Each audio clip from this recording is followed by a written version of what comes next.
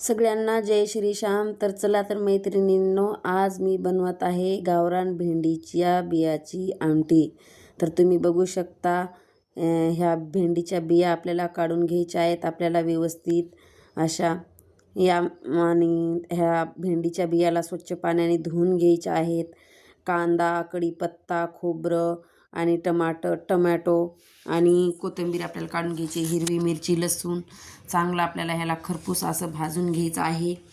मी भेंडीच्या बिया धुवून ह्याला चांगलं व्यवस्थित गोल्डन कलर येईपर्यंत भाजून घेणार आहे।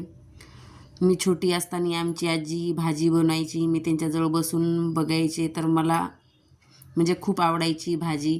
तर तुम्ही बघू शकता, हे बघा, हिरवी मिरची आणि लसूण मस्त आपण जसा ठेचा बनवतो ना तसं आपल्याला तशी भाजून घ्यायची आहे। सर्व असं टमाटे, कांदे आपल्याला सगळं व्यवस्थित आपल्याला खरपूस असं भाजून घ्यायचं आहे तव्यावरती। खूप छान भाजी लागते, एकदम झणझणीत।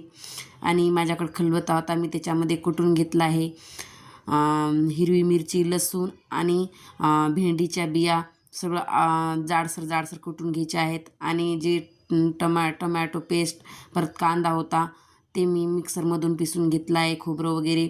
तर तुम्ही बघू शकता किती छान वाटण झालं आहे।